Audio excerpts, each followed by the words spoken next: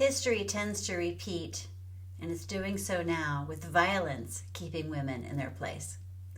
Thanks to author Merlin Stone, which I talk about extensively in chapter 1 of this book, we now know that once upon a time, women were considered goddesses, not second-class citizens. Remember, there were ancient societies where women were leaders, scholars, and spiritual guides. That's a far cry from the male-dominated world we know, right? For centuries, the church has been a solid fortress, proudly waving the flag of male supremacy.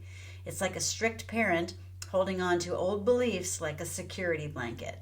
You've seen the nervous laughter, the jokes that mask an underlying fear, the fear that women, once given the right to vote, would shake the very foundations of this patriarchal society. It was like a game of Jenga, with women pulling out the crucial pieces.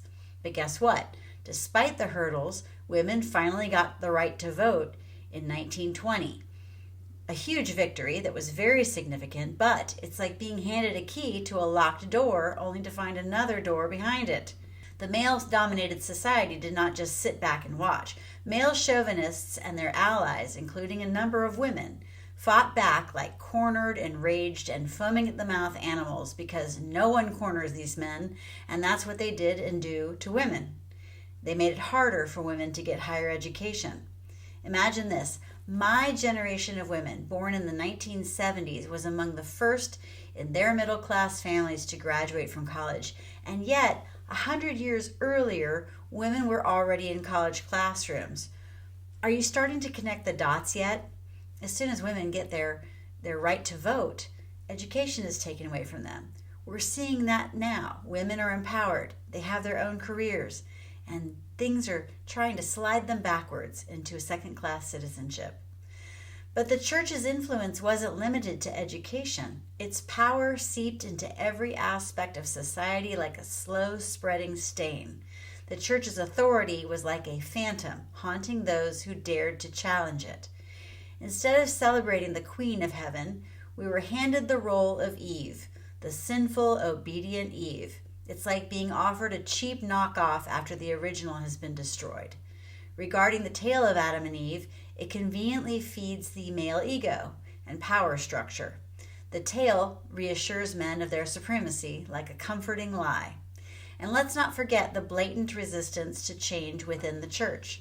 When women started to question and demand equality, the church reacted like a petulant child, setting the whole house on fire. But despite the church's continued resistance, the echoes of the ancient female religions still linger. It's like a forgotten song, its melody still faintly audible. The influence of male-dominated religions still permeates our society. It's like a persistent perfume, its scent rooted deep within our customs and attitudes. But it's time to remember, to bring back the forgotten power of the female religions, to use this knowledge as a torch, illuminating the path to a more equal future. By understanding our past, we can reshape our future. So let's dust off the history books and rewrite the story. Stay enlightened.